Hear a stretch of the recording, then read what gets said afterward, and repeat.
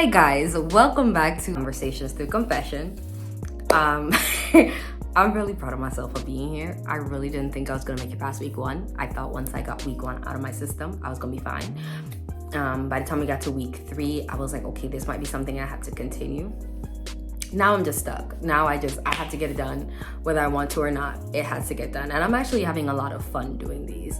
So hopefully, for those of you that are watching,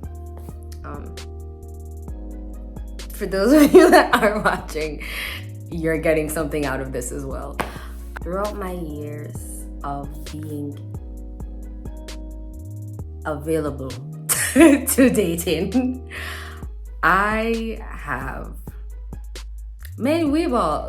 we can all relate to making mistakes when it comes to dating and from messing up and having to learn a couple lessons. And I think for me, one of the biggest lessons I have learned thus far, forgot my pillow this week, gotta bring her back. So, as I was saying, one of the biggest lessons I've learned thus far in dating is that I used to be adamant about giving men instructions as to what I needed them to be in my life. Now, I wasn't aware per se that what I was telling them, the information that I was providing, I wasn't aware that I was instructing them. I just thought I was simply answering the question, what do you look for in a man? Now, when you used to ask Shay this, right? When Shay used to be asked what she looked for in a man, Shay used to provide instructions, right? When you think about instructions, when you give somebody instructions, you're telling them, usually, it's to tell them exactly what you need them to do, and usually how you need them to do it, and in what time frame and that sort of stuff, right? You're literally instructing them to perform a particular task. I used to, when being asked that question, I used to answer by saying, I want a man who will randomly buy me flowers. I want a man who will open my door for me. I want a man who will read with me and want to have nap dates and want to walk to the park and like hold my hand and go to the beach. And I used to give people instructions. I used to tell them exactly what I wanted. Pardon me, it's a fiber from my pillow. And it took me a minute to realize that in me doing that, guys were using that information to get exactly what they wanted. It was damn near manipulative, okay? They were using those answers, those instructions, to wiggle their way into my life and to get to a point where we could possibly start dating and then start showing their true colors. And I have nobody to blame but myself, because realistically, he was following instructions. I told him exactly what I wanted him to do, and so he did those things. And what did he get in return? He got my attention. He would get my affection, and then it would all go to hell because he couldn't sustain it, because that's not naturally how he would go about dating or pursuing a woman or anything like that, right? With that being said, I finally realized that when answering that question, I needed to be a lot more general with my answers. I needed to be a lot less specific, not to tell him what actions I need him to perform, but to actually give character traits for the man I would want to have in my life. Disclaimer, I can hear it coming out. I am a West Indian woman. I'm a Caribbean woman. Therefore, there's an accent hidden under here that likes to rear her head sometimes, especially when I get really passionate. So when you hear the accent pop out, don't be alarmed. And I apologize ahead of time. I'm not apologizing for the accent. I'm apologizing in the event that you may not understand something I said because the accent took over. Okay, back to what I was saying. So yes, I have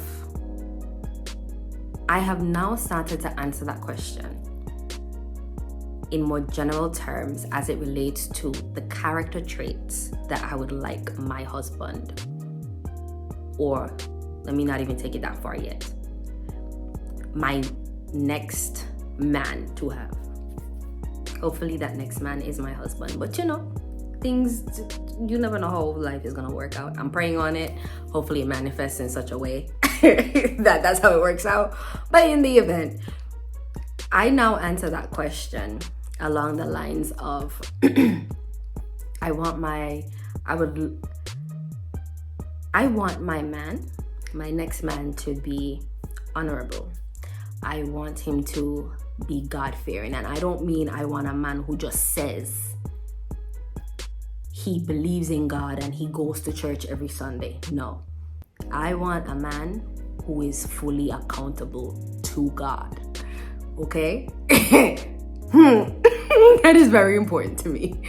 I want a man who is going to honor himself, me, and our relationship. I want a man of integrity. I want a man who is loyal.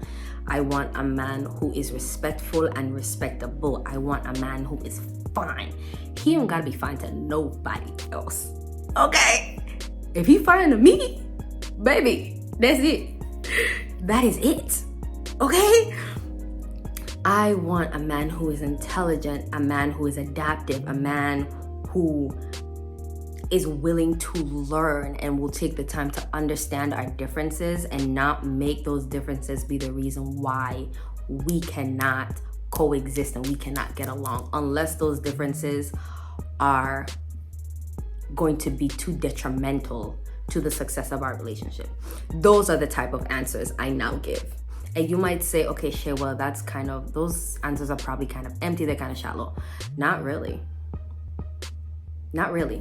Because when you think about it, when you ask me what type of man I want, instead of saying my action answer, so my previous answer, which would instruct them, would be, I want a man who reads his Bible and prays often. Right? Instead of saying that now, I want a man who is accountable to God. He's God-fearing. Now, there's a little more depth in this answer, but back then I thought they were the same. They were basically saying the same. I just thought this one was a bit more specific as to what that would look like. I shouldn't have to explain what that looks like. If the man is God-fearing, his actions, whether he's reading the Bible, praying, going to church, whatever it is, should manifest as someone who is God-fearing, right? When I say I want a man who is respectful, my current answer would be a man who is respectful. Before, I used to say I want a man who is not going to talk down on me, or he won't cuss at me. He might not cuss at me, but his words could still be deemed very disrespectful. His actions may still be deemed very disrespectful. Whereas if the man is just genuinely respectful, his words, his actions, and everything else are going to match with that. This is not me saying that they're going to be perfect all the time. It's always going to happen like that. But you're going to be able to tell right off the bat, this man is respectful as opposed to him being disrespectful. When I say I want a man who is honest,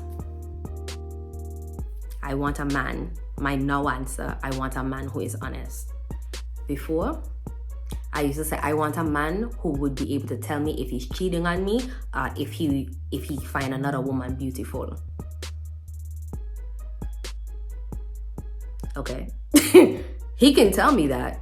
That don't mean he's honest. He could be telling me the truth about the women he finds beautiful, about him, whether he wants to cheat or he has cheated, but he's not honest in any other aspect because I never told him that.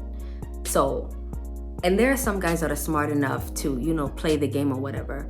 But if the man is genuinely just an honest man, if he values honesty, he's going to be honest with me in every aspect of his life, as opposed to the few things that I told him I need him to be honest about. Right? If I say I want a man who prays, this is a perfect example. My before answer, he could pray, but who is he praying to? What is he praying about? Is he praying for y'all downfall? Is he praying that you're dumb enough to deal with the stuff that he puts up with? Is he praying for your prosperity? Is he praying for your coverage from God and that kind of stuff? I can say I want a man who is gonna fight if I'm disrespected in any way, or if someone is not being nice to me or whatever. I want a man who is going to fight for me. Okay, he might be real violent. He might go over there and punch homeboy in the face. Whereas me now will say, I want a man who is protective of me. He can be protective of my spirit, protective of my emotions, protective of my physical person. And he's gonna do that however that looks to him. Without me telling him, okay, babe, go over there and punch that person. That might not be the best way to handle that. Maybe ignoring it and getting me out of the situation is the best way to protect me in that moment. Maybe him saying, hey, yo, ma'am, or sir, whoever, I don't like the way you came at my wife, whatever. That could be how that looks. So hopefully you're seeing like what I'm trying to get at. So yes, I have graduated from instructing a man on what I want him to be, as opposed to simply highlighting character traits that I would like for my man to have, my husband to have, the father of my kids to have, as we move forward and as we get into a romantic relationship. That's just something I needed to say. It's something that has actually been on my mind for a couple weeks, because I had the question posed to me the other day. And when I say the other day, it's probably maybe around the filming of episode 3. And when I gave my answer, the guy looked at me with his head tilted and he was like, he looked at me, he literally said, if you don't know what you want in a man, just say that. Excuse me? He was like, you giving these real general answers. If you don't know what you want in a man, then just say that. No, I just told you exactly what I want in a man. He was like, no, you just gave, you say you want a man that's honest. All men are honest. You want a man who is God-fearing, whatever that means. And he's going on and he's breaking down everything I'm saying, and I'm looking at him like, you just don't get it. And my way of ending the conversation was, I can tell you right now, you don't have anything that I'm looking for in a man. Thank you for your interest. Have a good night. And before he can start because I heard him go, like he was about to say something, and I just went click. And that was the end of that conversation. Because one thing I'm not gonna do is let you tell me what I want in a man. One thing I'm not gonna do is let you devalue the things that I find important in what could possibly be my life partner. If you don't agree, that's fine by me. You don't have to agree. Because what I'm looking for is not gonna affect you, because you're not my life partner. The moment you have to even question and try to negotiate those things with me, it automatically tells me you're not it. You can be excused. You can go on and have a great life. I don't have anything against you. You're just not him. That's fine. That's perfectly fine with me. I get that. But I feel like now that I'm not only enforcing that, but I'm also being a lot more focused and a lot more specific about the things that I will tolerate and won't tolerate. I won't say dating has become harder, but the pool has definitely dwindled down. And I find that I'm having less interactions where I dread picking up the phone, or I have to put people on the names like do not answer, or Mr. Annoying, or the other names that I happen to come up with. If I even save the number to begin with. So yeah, I appreciate your support. You guys have a blessed week and weekend at this point. Bye.